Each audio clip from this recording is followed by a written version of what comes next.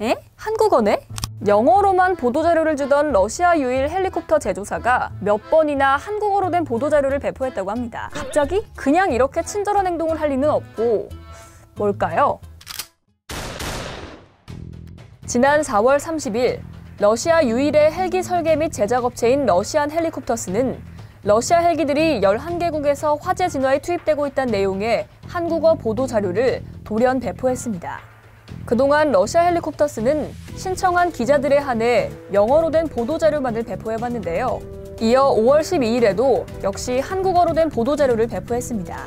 두 보도자료의 핵심 내용은 과거 러시아 카모프사가 만든 카-32 헬기에 대한 것이었습니다. 우리나라에선 카-32라는 이름보다는 카모프 혹은 까모프로 많이 알려져 있죠.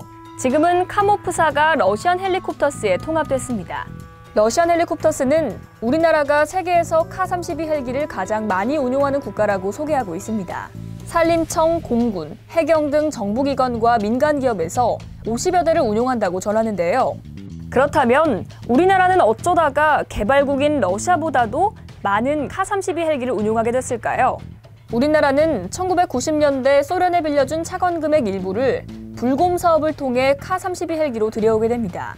항공업계 관계자들은 당시 폐업 위기에 처한 카모프사를 우리나라가 살렸다고 말하기도 합니다. 최근 러시아 헬리콥터스가 카-32 헬기의 국내 홍보에 집중하고 있는 것도 역시 불곰 사업과 연관이 있습니다. 국내에 들여온 카-32 헬기의 경우 어느새 운용된 지 20여 년이 넘고 있어 이제는 대체 헬기 선정이 필요한 시기가 도래했는데요.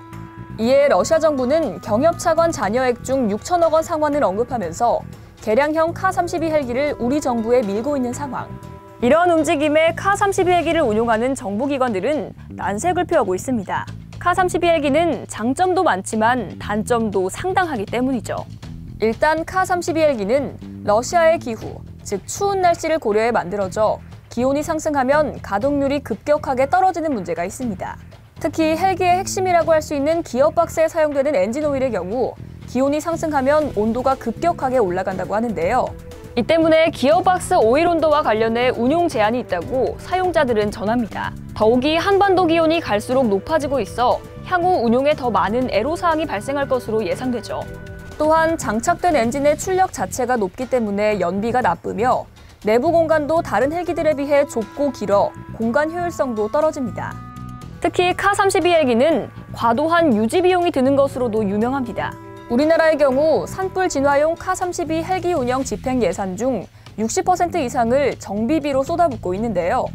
러시아산 헬기는 미국이나 유럽 헬기들과 달리 각종 부품의 수명이 짧고 모듈 단위로 교체해야 되기 때문에 비용도 많이 들어갑니다. 여기에 더해 동축 반전 로터라는 특이한 방식이 사용돼 로터 간의 충돌 우려로 공중기동에도 일부 제한이 있습니다. 이 밖에 러시아가 밀고 있는 개량형 카-32 헬기의 경우 소방청이 정한 중형 소방 헬리콥터 기본 규격을 미충족하는 걸로 알려졌는데요. 이 때문에 몇몇 정부기관들 사이에서는 더 이상 우리나라가 카-32 헬기에 홍보가 되면 안 된다는 의견이 늘고 있다고 합니다. 이상 K디펜스였습니다. 다음 주도 기대해주세요.